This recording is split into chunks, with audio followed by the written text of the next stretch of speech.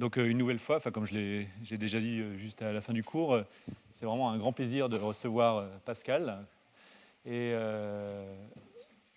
qui travaille au laboratoire de physique des solides à Orsay, donc maintenant à l'université de Paris-Saclay. Et donc Pascal, on avait toujours eu envie de travailler ensemble. On n'a jamais réussi vraiment complètement à travailler, mais je vous ai parlé beaucoup de nanotubes de carbone. Pascal a beaucoup travaillé sur les nanotubes d'imogolite, et je pense que tu vas en parler. Je vais aussi parler des carbones. Il y a aussi des carbones, donc c'est parfait. Et surtout, c'est vrai que tous ces grands instruments, c'est des outils assez impressionnants parce qu'ils arrivent en RX ou en neutrons à aller jusqu'à les tailles moléculaires, qui sont exactement les tailles qui nous intéressent, notamment pour la structure de l'eau à l'intérieur. Donc c'est des informations extrêmement fines qui peuvent être utiles pour le transport. Ils sont très complémentaires. Donc ça paraissait important que Pascal vienne présenter ça pour avoir un point de vue complémentaire de celui que j'ai apporté. En tout cas, c'est un grand plaisir. Merci beaucoup, Pascal. Merci, Lydric. C'est surtout un plaisir pour moi. Donc, effectivement, vous allez voir pourquoi on n'a pas réussi à vraiment travailler ensemble. C'est parce qu'on ne travaille pas sur la même taille d'échantillon. Et donc, oui, je suis chercheur CNRS donc, au Labo de physique des solides de l'Université Paris-Saclay.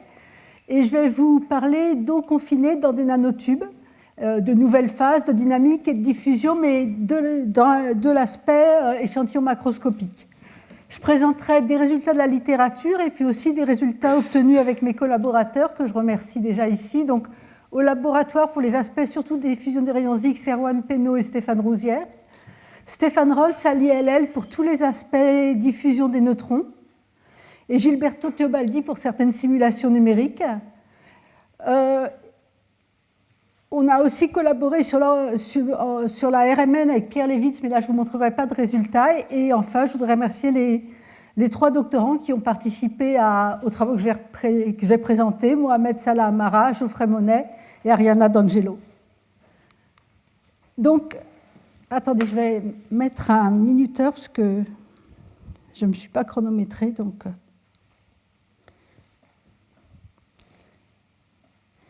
Oui, donc mon plan va être le suivant. Après une introduction générale, je vais parler de l'eau dans les nanotubes de carbone, hydrophobes, et de l'eau dans des nanotubes d'imogolite qui sont hydrophiles, avant de conclure. Donc,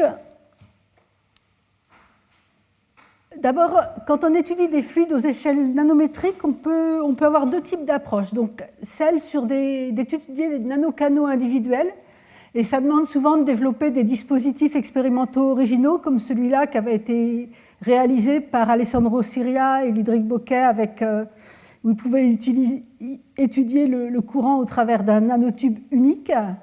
Et l'autre façon de faire, c'est l'approche macroscopique, donc de travailler par exemple sur cette poudre de nanotubes de carbone. Donc on a des milliards de nanocanaux, et on utilise des méthodes beaucoup plus standards comme la diffusion des rayons X, la spectroscopie neutronique et la spectroscopie infrarouge pour les résultats que je vais vous montrer.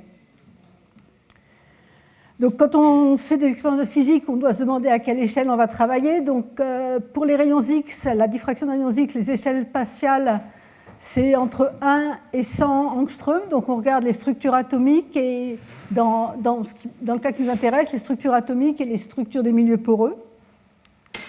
Si maintenant on s'intéresse à l'aspect inélastique, transfert d'énergie, donc on utilise beaucoup la diffusion inélastique des neutrons qui donne accès à pas mal de phénomènes sur une grande gamme d'énergie. Et puis je vous montrerai aussi des résultats obtenus dans l'infrarouge qui correspondent à ce type de transfert d'énergie. Nos nanocanaux, donc je m'excuse, c'est un peu sensible. Nos nanocanaux, ce que je vais vous présenter, c'est les nanotubes de carbone, alors que je pense que vous connaissez tous. C'est un feuillet de graphène enroulé sur lui-même. Et selon la façon dont on l'enroule, on définit un vecteur chiral et des indices N et M. Et vous connaissez peut-être moins ces nanocanaux qui sont les nanotubes d'imogolite. Vous pouvez avoir ce feuillet sous-jacent, mais au lieu des atomes de carbone, ici vous mettez des octaèdres aluminium O6. Et au centre des hexagones, vous mettez des tétraèdres SiO3 ou GaO3. Si vous mettez du silicium, en fait, c'est une argile naturelle. Mais on sait aussi synthétiser ces nanotubes et remplacer le silicium par le germanium. Sur les surfaces internes et externes, en fait, il y a des groupements hydroxyles. Donc on a quelque chose qui est complètement hydrophile. Il y a quelques années, avec Geoffrey Monet, on a proposé une méthode pour déterminer précisément la structure de ces objets qui ont une stoichiométrie complexe. Je ne vais pas en parler ici, mais c'est un point important, parce que toutes les simulations de dynamique moléculaire qu'on fait maintenant s'appuient évidemment sur cette structure. Alors, toujours dans le cadre d'une introduction générale, donc, ce qu'on va mettre dans les nanocanaux, c'est l'eau. Et j'aime bien cette phrase de Sainz-Gorgy qui dit que l'eau est la substance la plus extraordinaire parce que presque toutes ses propriétés sont anormales. Alors ici, une des raisons pour lesquelles ces propriétés sont anormales, c'est que en fait, l'eau aime être dans un environnement tétraédrique, comme je vous le montre ici, avec des liaisons qui sont les liaisons hydrogènes entre oxygène d'une molécule et hydrogène de l'autre. Et donc, quand on prend le solide, avec cet environnement tétraédrique, en fait, on a une structure qui est très peu dense et qui est en fait moins dense que celle du liquide qui est plus désordonné et qui a un nombre moyen de liaisons hydrogènes qui est donc plus petit que 4. Et c'est pour ça que, là je vous montre une de mes photos de vacances de kayak dans la baie de Disco, c'est pour ça que les icebergs émergent à la surface, ils sont magnifiques. Bon, parce que le solide est moins dense que le fluide. Et puis, oui. Bien, alors maintenant, après cette introduction vraiment générale, donc, on peut se poser une première question pour les nanotubes de carbone, qui est de savoir pourquoi, après tout, l'eau entre dans ces nanotubes de carbone, puisqu'ils sont hydrophobes. Alors, bien sûr, en partie, c'est parce qu'ils ne sont pas très hydrophobes. Quand vous avez des milieux extrêmement hydrophobes, pour faire entrer de l'eau, il faut appliquer de la pression. Mais il y a quand même une raison physique pour laquelle ils préfèrent être à l'intérieur, et cette raison, c'est l'entropie. C'est un papier de Pascal qui l'a très bien montré. En fait, quand on met des molécules d'eau dans un nanotube de carbone, on libère certaines d'entre elles de leur environnement tétraédrique et on gagne en entropie, et ce gain entropique est plus grand que la perte liée au moins grand nombre de liaisons hydrogènes. Et donc, c'est ce qu'il montre ici sur l'énergie libre. On a intérêt à mettre l'eau dans les nanotubes de carbone. Et là, avec une étude un peu plus fine, il a montré qu'il y avait certains diamètres, autour de 1,2 nanomètre, où il y avait quand même un gain, une prédominance de l'enthalpie, où en fait, à température ambiante, il attendait des phases de glace, et des phases assez originales, puisque là, vous voyez que c'est, vu du haut, ça fait des pentagones ou des hexagones. Donc, là, j'ai vraiment un petit souci, excusez-moi. Voilà. Donc, c'est une nouvelle phase de glace. Bon, ça a beaucoup amusé les théoriciens. Là, vous voyez des tas de phases qui ont été prédites par dynamique moléculaire dans des nanotubes de diamètres différents. Au niveau expérimental, il y a ce joli papier de Kyakuno qui présente à la fois des résultats de rayons X, diffusion des rayons X et de RMN, donc sur des échantillons macroscopiques, où il montre d'abord que la température de transition liquide-solide diminue quand on augmente le diamètre du nanotube. Pour les petits diamètres, on reste liquide à température ambiante. Et il montre aussi, ce qui est assez amusant, qu'à partir d'un certain diamètre, quand on diminue la température, en fait, le tube se vide. C'est un effet de démouillage qui est, je pense, attribué justement à l'effet entropique, à la stabilisation entropique, puisque si on cristallise, on va perdre de l'entropie et donc l'eau préférera en fait sortir du tube. Alors je voudrais aussi vous montrer que, alors qu'il y a des études sur le sujet depuis 20 ans, que ce n'est pas si simple et qu'on peut avoir des doutes. Alors j'en profite pour citer ma chanson préférée d'Anne Sylvestre. Et les doutes, c'est lié au fait que, là par exemple, je vous montre deux expériences différentes où on ne sait pas. Là, c'est en rouge, c'est de la spectroscopie Raman effectuée sur des nanotubes individuels, et là, c'est les résultats de rayons X. Et ils sont clairement en contradiction avec de l'eau qui est mesurée ou solide ou liquide. Donc, ça illustre aussi le fait que les expériences sont difficiles. Et les résultats sont parfois difficiles à confronter aussi. Bon, après cette introduction, je vais vous présenter en fait le premier travail qu'on a fait sur l'eau dans les nanotubes de carbone, qui consistait à étudier in situ le remplissage d'un nanotube de carbone par de l'eau par diffusion des rayons X. Et chaque fois que je vais montrer une méthode comme ça, dans la mesure où l'hydrique n'en a pas parlé, je vais commencer par introduire rapidement la méthode. Donc la diffusion des rayons X, les rayons X, c'est des ondes électromagnétiques, donc ils interagissent avec le nuage électronique des atomes. Ils ont des longueurs d'onde de l'ordre de l'angstrom, donc c'est parfait pour sonder la structure des solides et des liquides ou leur porosité. La seule loi de conservation que vous avez à utiliser ici, parce qu'on fait des transferts à énergie nulle, c'est la loi de conservation du moment cinétique.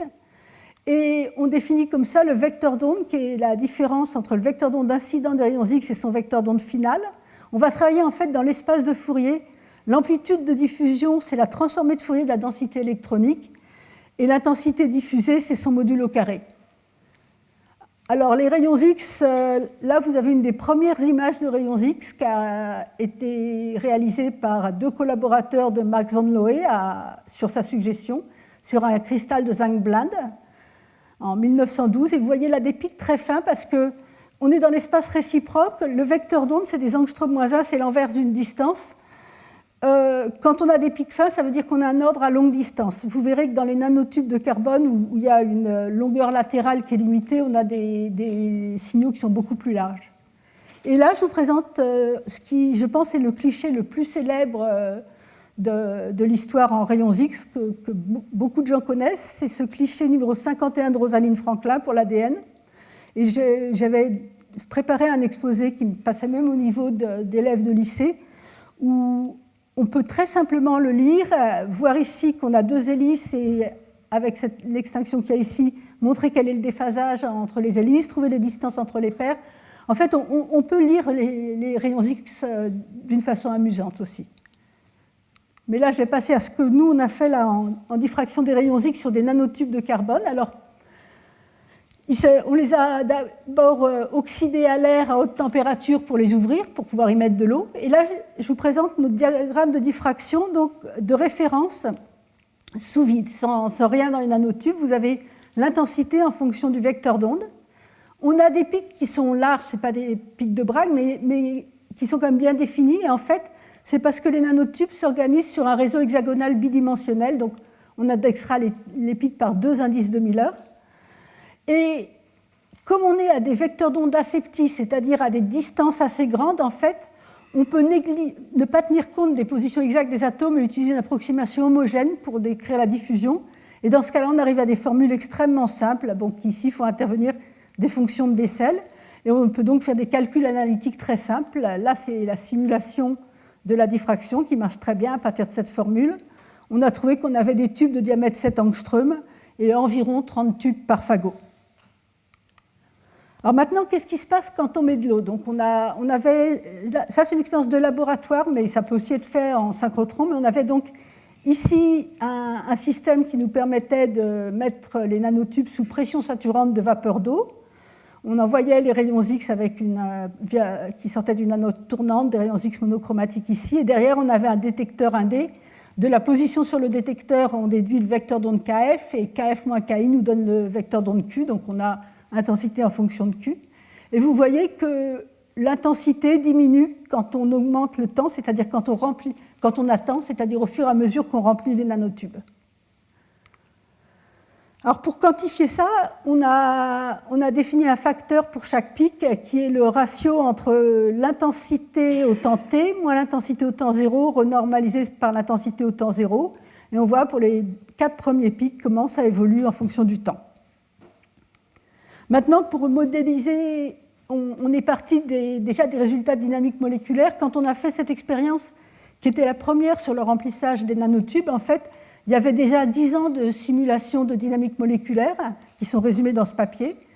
Et vous voyez qu'on peut, là c'est le centre du tube, on peut très schématiquement se dire qu'on a une première région, qui est celle-là ici, une seconde et une troisième, donc on a fait un modèle en 3 couches. Pour essayer de comprendre ce qui se passait. Et puis, on a aussi fait le modèle le plus simple qui consiste à prendre un cylindre homogène. Là aussi, on démontre très simplement, avec très peu de mathématiques, comment le facteur de forme s'exprime en fonction de Bessel cylindrique. Et là, vous avez une simulation qui montre que selon la structuration de l'eau, on va avoir des intensités un peu différentes pour les pics.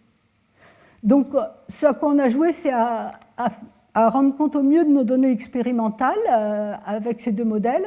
Et on voit qu'on a un bon accord avec le modèle où on a un remplissage homogène jusqu'à 4% d'eau dans le tube, 4% en masse. Et ensuite, par contre, on doit utiliser le modèle à 3 couches pour conserver un bon accord. Et là, on a aussi le remplissage final. Donc, ce modèle à 3 couches, c'est en accord avec les simulations de dynamique moléculaire qui ont toujours été faites à remplissage maximum. Et le fait qu'au début, on n'ait pas de structuration, mais de l'eau qui diffuse dans un cylindre, ça peut encore renforcer l'argument anthropique de Pascal qui avait été développé dans le cas de tube plein, puisqu'on va avoir encore plus de désordre au début du remplissage. Voilà, donc ça c'est ce qu'on a vu par diffusion des rayons X sur les nanotubes de carbone. Et ensuite, on a voulu étudier par spectroscopie infrarouge comment le réseau de liaison hydrogène, dont je vous ai dit que c'était un élément clé pour expliquer les propriétés de l'eau, était modifié dans les nanotubes. On l'a fait dans ce papier. Avant de vous présenter ces résultats, je voudrais vous montrer un très joli article qu'avait de Kolesnikov et collaborateurs en 2004 par diffusion inélastique des neutrons. Vous avez donc là une densité d'état généralisée. Je vous parlerai plus de diffusion inélastique tout à l'heure, mais donc c'est une densité de modes de vibration en fonction de l'énergie. Ici, c'est les modes de libration, c'est-à-dire quand la molécule tourne autour de son centre de masse, qui dépendent évidemment beaucoup aussi des liaisons que cette molécule a avec ses voisines. Et on voit que dans le cas des nanotubes de carbone, il y a un fort amollissement de ces modes de libration. Donc, ils avaient dit qu'il y avait une dynamique anormalement molle. Ils avaient attribué ça au fait qu'il y avait des expériences à basse température, au fait qu'ils modélisaient la structure avec une chaîne d'eau avec seulement 2 liaisons au centre, qui contribuent beaucoup à cette partie. Alors, pour ce qui est de la spectroscopie infrarouge, donc on envoie de la lumière infrarouge et on regarde comment elle est absorbée par le matériau. Donc on voit les fréquences auxquelles le matériau absorbe et on va se focaliser sur la bande d'étirement de l'eau qui est celle-ci, qui correspond donc à ou un étirement symétrique ou un étirement antisymétrique, parce que c'est elle qui donne vraiment des informations sur les liaisons hydrogènes.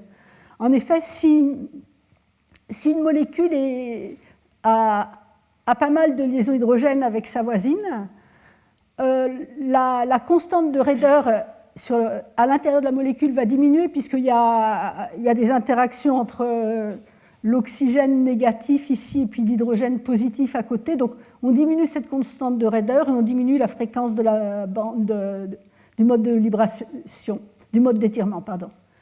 Et là, je vous montre des résultats obtenus sur l'eau en volume. Ça, c'est l'eau liquide en volume. Vous voyez le spectre infrarouge et qu'il est fité avec des nombres de liaisons de 4, 3 et 0 et 2. C'est ce qu'on a dans l'eau liquide. Toutes les liaisons ne sont pas à 4 puisqu'on n'est pas dans un cristal. Ou alors ici, l'eau liquide par rapport à la glace, où on voit aussi que dans la glace, justement, où toutes les liaisons sont à 4, le pic est bien décalé vers la gauche. Avant de vous montrer maintenant les résultats qu'on a eus pour les nanotubes de carbone, il faut d'abord que je vous dise ici que notre échantillon, là, ce n'était pas l'échantillon modèle qu'on a utilisé pour la diffusion des rayons X. On avait des nanotubes avec un diamètre bien défini, mais on avait au contraire des nanotubes avec des diamètres allant de 0,7 à 2,1 nanomètres, ce qui est à la fois une chance et une difficulté.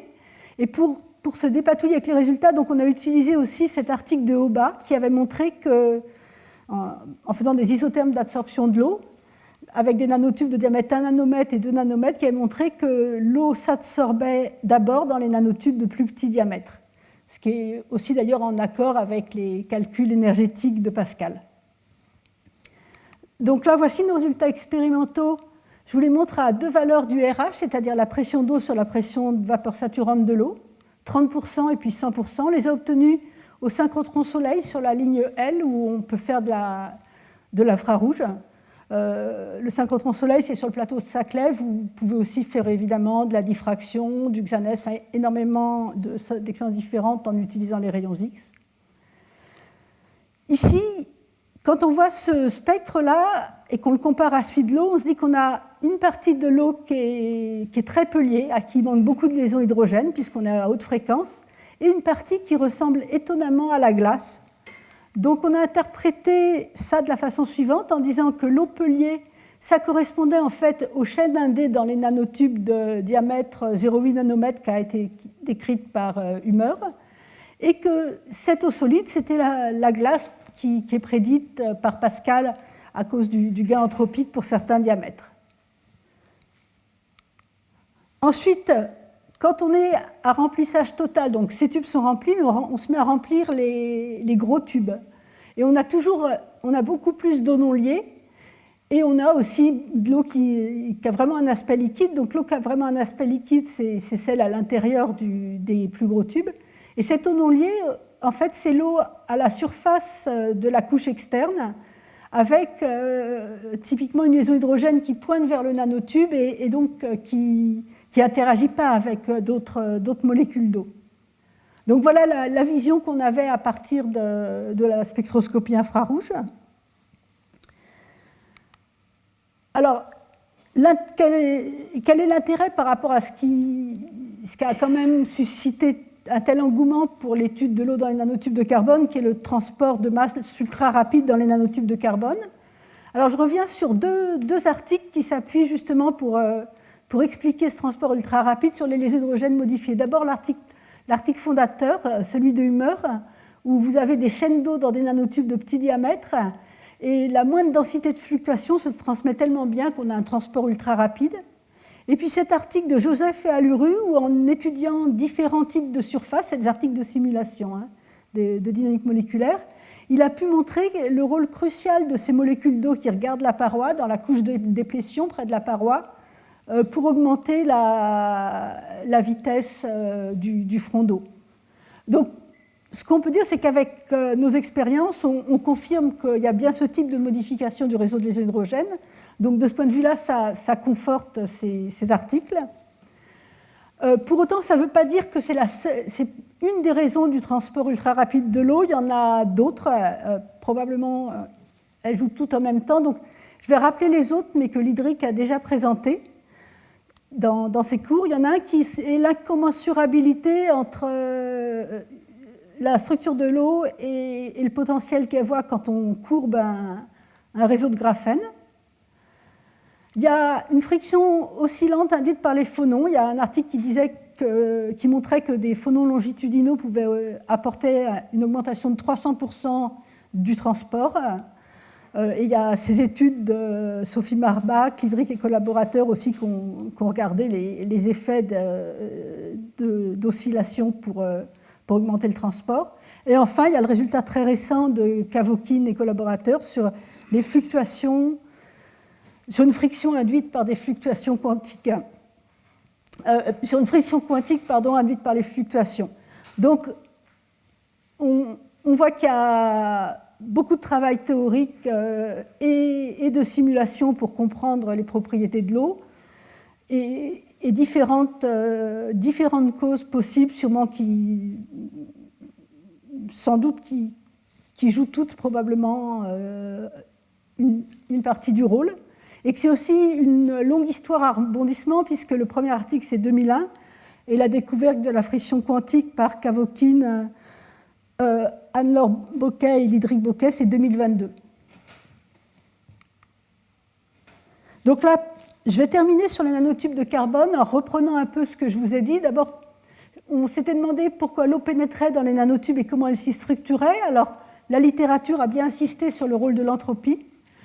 Et par diffusion des rayons X, on a montré qu'il y avait, pour des nanotubes de diamètre 1,4 angstrom, à faible taux de remplissage, un remplissage homogène et une entropie augmentée, et à plus fort taux de remplissage, la structuration prédite par les simulations de dynamique moléculaire. Enfin, pour ce qui est du réseau de liaison hydrogène, eh bien, il est fortement modifié comme on pouvait le penser pour de l'eau aussi confinée. C'est aussi pour ça que l'eau confinée a encore des propriétés originales par rapport à l'eau qui avait déjà des propriétés assez spéciales. Et donc, on a vu qu'il y avait de la glace à température ambiante pour les nanotubes de diamètre 1,2 nanomètres et que pour l'eau fluide, le nombre de liaisons était diminué. Et ça, c'est une des composantes qui permet d'expliquer le transport rapide de l'eau. Voilà, donc là, je vous ai parlé des nanotubes de carbone hydrophobe. Et je vais maintenant passer à une autre sorte de nanotubes qui est moins bien connue, qui sont les nanotubes d'imogolite hydrophiles. Donc, je vous ai rapidement décrit leur structure. Donc, je suis vraiment désolée, ça bouge. Donc, leur structure, donc, c'est un réseau, une couche externe formée par des octaèdres ALO6 et à l'intérieur des tétraèdres GeO3 ou SiO3 et des hydrogènes aussi, donc des hydroxyles dedans et dehors.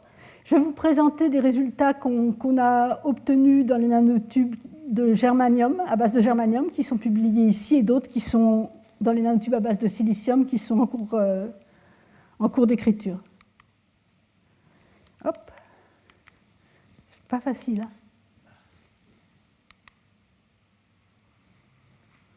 Non. Excusez-moi. C'est bon. Donc, avant... Non. Voilà. Et dans un premier temps, on va regarder donc quelle est la structure de l'eau proximale, c'est-à-dire la structure de l'eau en interaction avec la paroi interne du nanotube. Avant de faire ça, je voudrais vous montrer un résultat qui a pas mal intéressé la communauté, qui, comme Lidric l'a dit dans son premier ou deuxième cours, est controversé, mais qui consiste à dire qu'entre deux feuillets de graphène, en fait, on a une nouvelle forme de glace qui est la glace carrée. Et je vais vous montrer ce que nous, on a trouvé comme forme d'eau dans les nanotubes d'imogolite. Alors, ouais, c'est bon, je n'ai rien sauté, pardon. Alors, là, la technique qu'on va utiliser, c'est la diffusion inélastique des neutrons. Alors, les neutrons, c'est des particules qui interagissent cette fois-ci avec les noyaux et plus avec le nuage d'électrons. Ils ont le même genre de longueur d'onde que les rayons X, donc on a accès aux mêmes informations structurales. Par contre, ils ont une masse et donc ils ont une énergie qui est plus faible et qui est de l'ordre de grandeur des vibrations dans les solides. Et ça la rend précieux pour toutes les études de dynamique, phonon, diffusion de matière, etc. On va donc avoir deux lois de conservation maintenant, celle du moment cinétique et aussi celle de l'énergie. Donc, et on étudiera aussi l'énergie transférée donc, aux matériaux par le neutron. Donc on travaille là maintenant dans un espace à 4 dimensions. La fonction de diffusion, c'est toujours une transformée de Fourier, hein, mais à 4 dimensions cette fois. Et dans le cas qui nous intéresse, ou de l'eau, en fait, le signal prédominant, c'est celui de l'hydrogène, qui est un diffuseur incohérent extrêmement faible. Et en fait, on voit à peu près que de la diffusion incohérente, c'est-à-dire de l'autodiffusion. On regarde simplement le comportement d'un atome à l'instant zéro par rapport au même atome à l'instant t. Ici, il n'y aurait pas dû avoir de prime. Donc,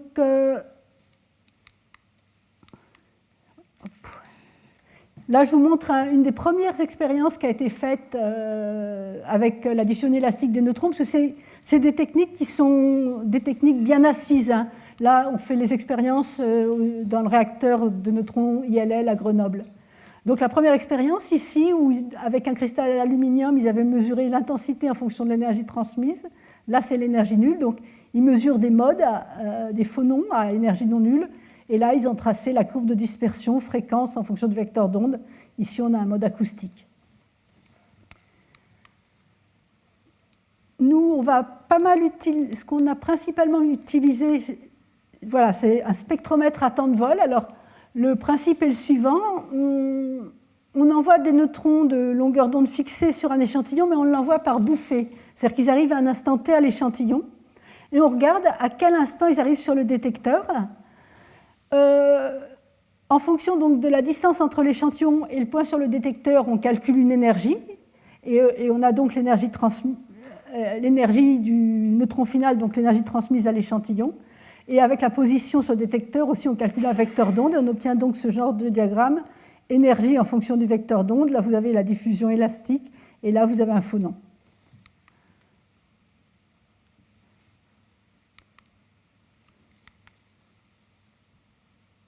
Je vais peut-être passer...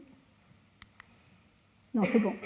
Donc, un autre point aussi important, c'est que tous les résultats qu'on a obtenus en neutrons ont été validés et aidés aussi par de la dynamique moléculaire. Et là, donc, je vous présente d'abord le résultat de dynamique moléculaire dans le cas des nanotubes de germanium. Ici, vous avez une vue développée de la surface interne. Là, c'est la direction de l'axe du tube, et là, c'est Rθ, c'est la circonférence. Pour le nanotube sec, où vous voyez là les groupements hydroxyles, l'oxygène et puis l'hydrogène qui a une grande amplitude de déplacement. Et sur cette carte de densité, maintenant, quand on a hydraté la première couche, on voit que les hydrogènes maintenant ne bougent plus parce que l'eau s'est mise en fait au centre des triangles définis par les groupements hydroxyles, et elle a 3 liaisons extrêmement fortes avec les hydroxyles voisins. On a une structure absolument unique de l'eau puisqu'on a des molécules d'eau qui sont localisées sur des sites triangulaires, stabilisées par seulement 3 liaisons et isolées les unes des autres.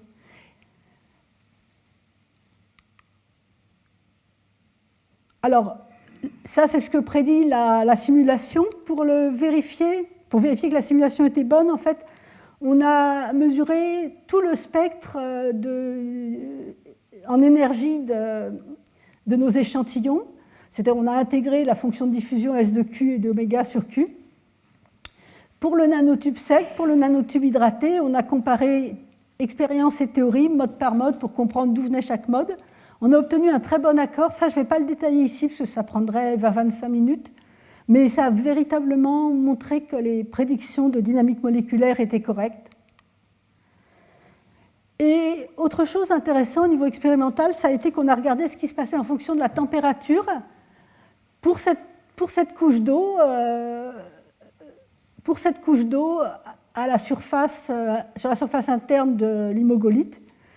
Là, je vous montre la densité d'état en fonction d'énergie pour différentes températures pour l'eau en volume. On voit pour la glace qu'on a des pics bien définis, que quand on augmente la température, ça devient moins bien défini parce que le solide devient plus anharmonique.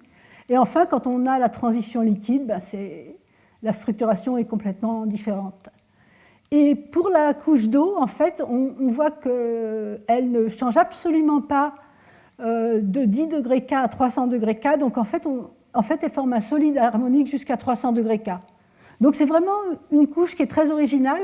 Son intérêt éventuel, ce n'est pas par rapport à la nanofluidique, c'est par rapport à des problématiques de photocatalyse, mais dont je ne vais pas parler ici.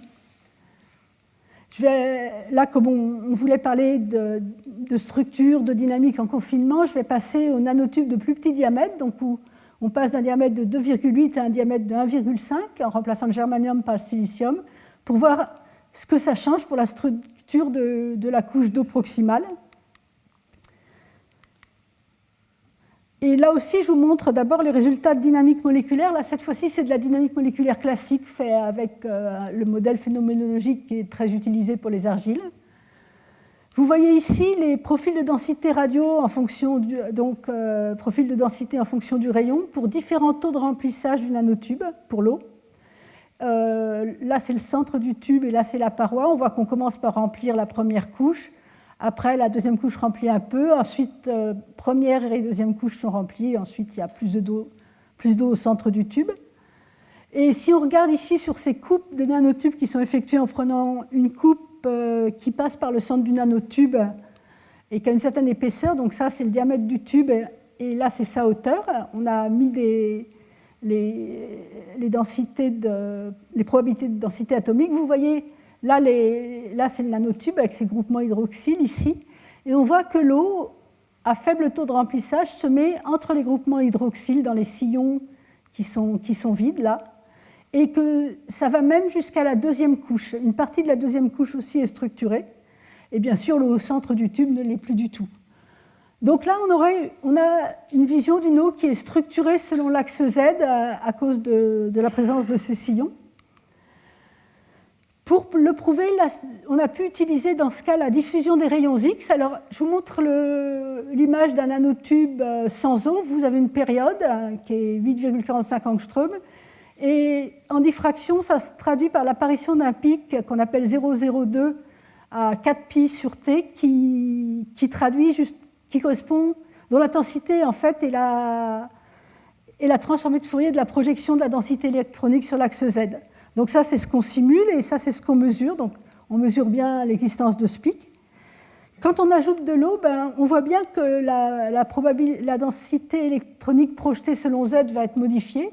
Et donc cette intensité va être fortement modifiée et c'est bien ce qu'on observe. Hop. Pardon.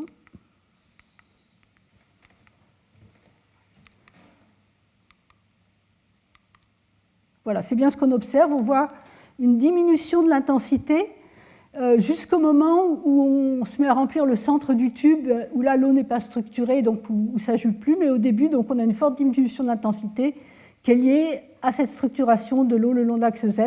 Et expérimentalement, on a chauffé notre échantillon à 200 degrés Celsius, alors cette fois-ci sur une ligne de diffraction cristal sur le synchrotron Soleil. Et vous voyez qu'on observe une forte augmentation de l'intensité, donc en complète accord avec ce que prédit la simulation. Donc l'eau est bien structurée suivant Z dans ces nanotubes. Par contre, comment est-ce qu'on peut comparer ça par rapport aux nanotubes à base de germanium? Alors là, je vous montre l'image qu'on a déjà vue pour les nanotubes de germanium, avec l'eau parfaitement bien ordonnée dans les sites triangulaires, définis par les hydroxyles. Et là, ce qu'on observe pour les nanotubes à base de silicium, alors certaines molécules d'eau sont dans la même configuration, mais celle-ci, par exemple, a 3 liaisons avec les hydroxyles, ici une liaison avec celui-là, et là pour l'oxygène 2 liaisons, une là, et un hydrogène qui pointe vers l'intérieur. On a en fait 5 schémas d'absorption différents pour l'eau, et on ne peut plus du tout parler d'une eau bien structurée, cristalline. C'est de l'eau liquide, mais qui est structurée suivant Z. Et maintenant, je vais vous présenter les résultats qu'on a obtenus pour la diffusion de cette eau dans les nanotubes d'imogolite. Et pour ça, on a utilisé la diffusion quasi-élastique des neutrons. Alors, si on regarde la fonction de diffusion S de Q et de oméga, en fonction de l'énergie, donc il y a un pic élastique qui correspond à l'énergie nulle, mais on peut avoir aussi, tout près de l'énergie nulle, ce qu'on appelle du quasi-élastique. Et dans le cas qui nous intéressera avec l'hydrogène, en fait, c'est un signal quasi-élastique incohérent qu'on va mesurer.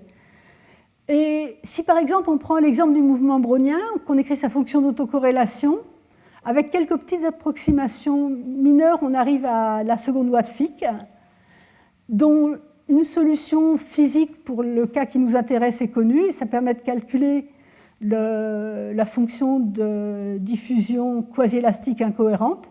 Et c'est une lorentzienne dont la largeur est proportionnelle à dQ2, où D est le coefficient d'autodiffusion de l'eau. Donc, si on voit ce type de lorentzienne et qu'on mesure sa largeur, on va avoir le coefficient d'autodiffusion de l'eau.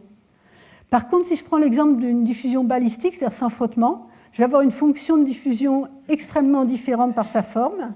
Et donc, on voit que l'analyse du quasi-élastique, de sa forme, de sa dépendance en Q, etc., ça donne en fait des informations vraiment détaillées sur le type de diffusion qu'on étudie. Alors, on a étudié 2 échantillons dans nos expériences, un échantillon sec et un échantillon rempli à 12% en masse d'eau. Comme c'est des expériences très très délicates, c'est difficile de garder les imogolites hydrophiles sèches et c'est difficile de contrôler le taux d'hydratation. Donc, en plus de la mesure de prise de masse, on a vérifié qu'on avait bien 12% d'eau ici en faisant de la diffraction des neutrons. La différence de fond entre les 2 échantillons, c'est lié à la diffusion incohérente par l'hydrogène et ça nous donne bien la bonne quantité d'eau. Là, voilà les courbes qu'on a obtenues. La fonction de diffusion ici intégrée sur Q en fonction de l'énergie à différentes températures. Et pour qu'on voit mieux l'aspect diffusif, je vais vous présenter plutôt la susceptibilité qui revient à normaliser la fonction de diffusion par le facteur de Bose et donc à normaliser les phonons. Et on voit bien donc à 250 K, on a ici un mode de translation de l'eau. Là, on a la diffusion qui commence à augmenter. Et puis à 300 K, la diffusion est complètement dominante. Alors là, je vais vous présenter l'analyse de la fonction de diffusion à 300 K. On on l'a affiné avec une gaussienne qui rend compte de la résolution et deux lorentziennes, dont les largeurs sont différentes dans un facteur 10. Celle-là a une largeur faible en milli-eV, donc ça correspond à des temps longs et donc à des mouvements lents, et celle-là correspond à des mouvements beaucoup plus rapides. Hop. Si maintenant on a refait la même analyse, cette fois sans intégrer en Q, donc pour chaque valeur de Q, et on a vu quelle était la dépendance en Q donc de cette deuxième lorentzienne, et on voit qu'on peut la fitter au départ par un terme en dQ2 qui, en première approximation, est valable même à une dimension. C'est pour les petites valeurs de Q, parce qu'on est en train de regarder quelque chose à une dimension, on n'a plus exactement la formule à 3 dimensions. Et donc, on a trouvé un coefficient de diffusion qui est de 2,6 10-5 cm² par seconde moins 1, c'est-à-dire à peu près le coefficient de diffusion de Low-Bulk. Alors, la question qu'on s'est posée, évidemment, après, ça a été de savoir quel type d'eau on regardait, parce que, pardon, j'ai vraiment un petit souci avec ce truc. Donc, quel type d'hydrogène on regardait? Parce qu'on a vu deux signaux, mais en fait, on a plusieurs types d'hydrogène qui peuvent contribuer. On a les hydrogènes de la molécule d'eau, mais on a aussi les hydrogènes des hydroxyles internes et externes sur les surfaces des nanotubes. Alors, il y a une autre équipe qui a fait la même étude que nous, un peu avant, et qui avait conclu que, en fait, la lorentzienne étroite venait de l'eau et la lorentzienne large correspondait à des rotations des hydroxyles. Pour nous, nos simulations de dynamique moléculaire donc, nous disaient qu'avec la dynamique moléculaire, on calcule ce qu'on veut. Donc, on a calculé la fonction de diffusion pour l'eau et la fonction de diffusion pour les hydroxyles, les hydrogènes sur le tube. Et on voit que les mouvements des hydrogènes sur le tube sont trop lents pour être mesurés sur le spectromètre qu'on utilisait. Donc, on ne peut pas les voir. Et c'est effectivement ce qu'on a corroboré en mesurant l'échantillon sec, où on voit qu'il n'y a absolument pas de diffusion mesurable sur l'échantillon sec. Donc, on en est arrivé à la conclusion que les deux lorentziennes, en fait, venaient de l'hydrogène de l'eau, simplement, et qu'on n'avait pas à prendre en compte les hydroxyles. Et donc, évidemment, après, on arrive à des conclusions très différentes de l'autre article. Donc, revenons encore à la dynamique moléculaire. Si je prends maintenant donc, une molécule d'eau ici, sur la première couche d'hydratation, et que je regarde comment elle se déplace selon l'axe du tube en fonction du temps, on voit qu'elle reste à peu près toujours à la même hauteur. Tandis que si je prends une molécule d'eau à l'intérieur, à moins de 6 angstroms du centre du tube, là on voit qu'elle diffuse à longue distance selon l'axe Z.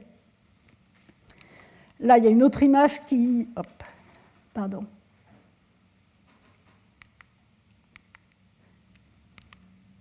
Il y a une autre image qui montre ça ici, où vous voyez, on a regardé les hydrogènes de 10 molécules de la première couche ici d'absorption près du tube, et on voit qu'ils restent très localisés en Z, et puis des hydrogènes de molécules à l'intérieur, et on voit qu'elles diffusent le long de l'axe du tube. Alors c'est une vue là qui peut être trompeuse, hein. On ne dit pas qu'il y a aussi des échanges, bien sûr. De l'eau qui est à l'intérieur peut aller un tout petit peu sur la paroi, mais il en ressortira, donc il y aura quand même une grande diffusion.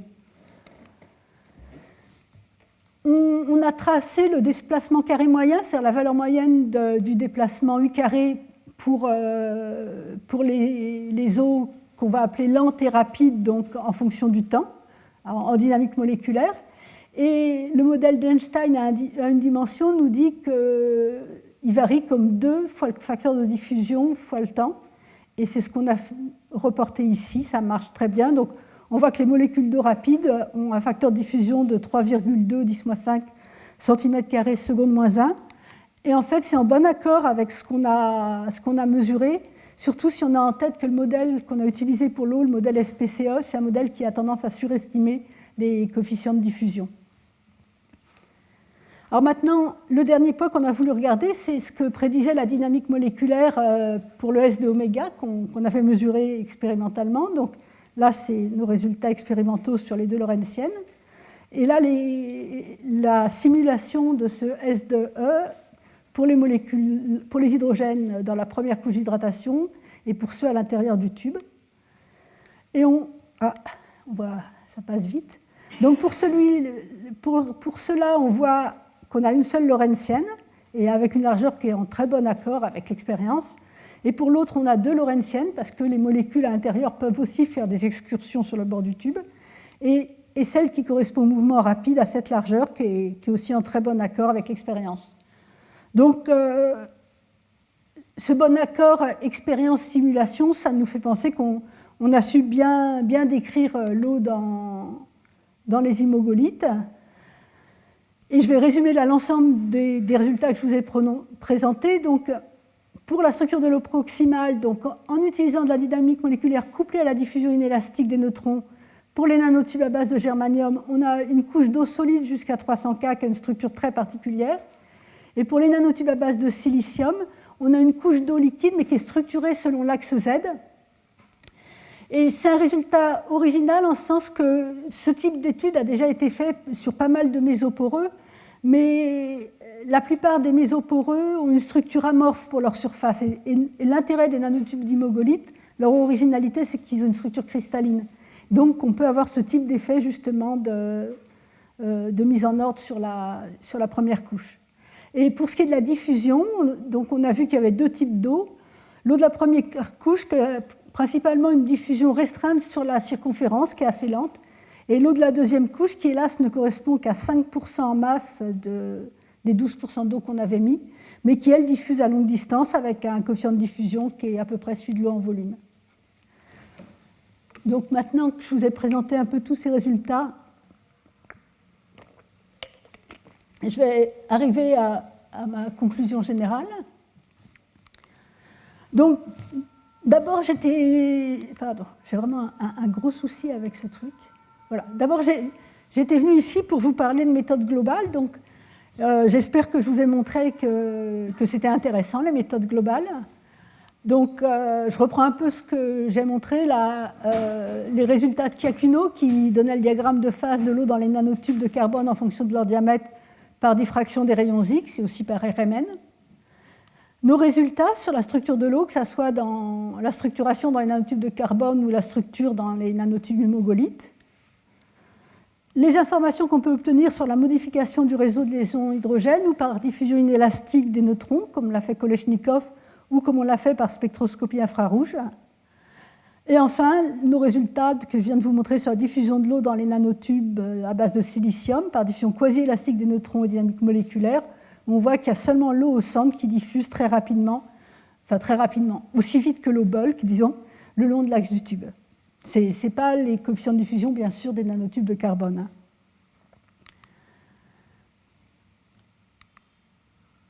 Alors, je voudrais insister sur un point que j'ai un peu mentionné, mais c'est sur le fait que les expériences dans ce domaine sont particulièrement difficiles. Et c'est sûrement...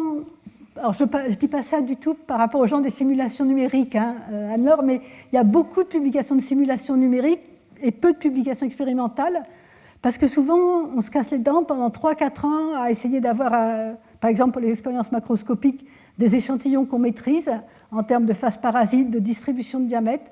Ça, c'est un vrai casse-tête, par exemple, avec les nanotubes de carbone, surtout ceux d'immogolites qu'on synthétise à plus basse température sont bien plus maîtrisés. Et puis aussi parce que l'interprétation des résultats n'est pas directe et comme on l'a vu, on doit s'appuyer ou sur la modélisation ou sur des simulations numériques. Et pour ce qui est des études sur des objets individuels, ça a nécessité dans certains cas le développement de dispositifs originaux. Sinon, il faut maîtriser la façon de faire une étude sur un seul nanotube. Tout ça, c'est des expériences qui sont vraiment des expériences de pointe. Et puis, je voulais aussi dire, et ça illustre le fait que les expériences sont difficiles, qu'il y a pas mal de points qui ne sont pas résolus au niveau expérimental, comme celui que je vous ai montré tout à l'heure sur la contradiction, cette contradiction sur le diagramme de phase de l'eau confinée. Si on essaie de comparer aussi donc, les études sur nano-objets individuels et sur assemblées macroscopiques, alors évidemment, elles ont leurs avantages et leurs inconvénients. Sur l'assemblée microscopique, il y a un aspect statistique.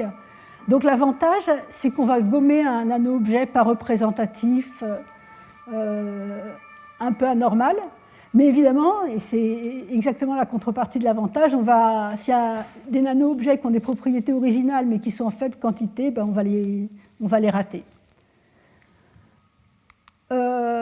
je voulais insister aussi sur le fait que certaines méthodes expérimentales sont utilisées avec les deux types d'expériences, par exemple la diffusion Raman. Ce n'est pas exclusif, il n'y a pas des méthodes expérimentales qu'on peut utiliser que dans un cas. Et enfin, alors c'est un peu naïf, mais j'ai pris une expérience imaginaire de mesure de flux au travers d'un nanotube de silicium, donc comme vous le voyez là. Nous, ce qu'on a vu, donc, c'était que la couche d'eau proximale, en première approximation, donc, ne diffusait pas selon Z, tandis qu'il n'y avait que l'eau centrale qui diffusait. Donc maintenant, si j'imagine quelqu'un qui mesure le transport de l'eau au travers d'un nanotube individuel, ben, il ne connaîtra pas cette couche d'eau immobile, donc il va se tromper dans la détermination du coefficient de diffusion. Par contre, s'il connaît la couche d'eau immobile avec une autre expérience, il va déterminer un coefficient de diffusion sur toute la longueur du tube. Et ça me permet ici d'arriver au dernier point que je voulais aborder, qui est le fait qu'il y a aussi des effets d'échelle qu'il faut prendre en compte dans les expériences. Quand on étudie des choses par diffusion des neutrons, en fait, on est à petite échelle, à des temps courts et à des distances courtes. Et là, dans ce très joli papier de Ferdeghini et collaborateurs sur des liquides ioniques, ils ont montré qu'à l'échelle locale, il y avait 2 temps de diffusion selon qu'on était dans des domaines agrégés ou pas agrégés. Alors ça, c'est des mesures qu'ils ont fait par diffusion quasi-élastique des neutrons. Et ensuite, quand ils ont fait de la RMN en gradient de champ, ils ont trouvé que pour diffuser avec ce milieu complexe, on avait un coefficient de diffusion qui était bien plus petit. Donc à grande échelle, on a souvent des coefficients bien plus petits que ceux qu'on mesure par diffusion des neutrons et l'impression d'avoir des incompatibilités entre expériences. Et idéalement, ce qu'il faut faire, et ce qu'on avait essayé de faire avec Pierre Levitz, c'est faire des expériences à plusieurs échelles. Donc il y a celle qu'on a faite ici, à faible temps et à faible distance, par diffusion quasi-élastique des neutrons.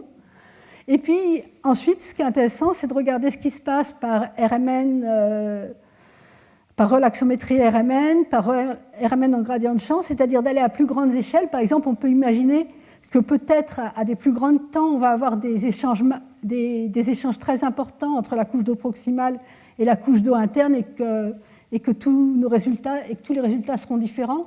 Et donc, si on arrive à faire l'ensemble des mesures de l'échelle locale à l'échelle macroscopique, que ce soit sur des échantillons macroscopiques ou individuels, mais cet ensemble de mesures, là, on aura vraiment une vision complète du phénomène de transport, puisqu'on aura le flux vraiment observé au travers de l'objet, mais aussi les phénomènes physiques qui se produisent à l'échelle locale.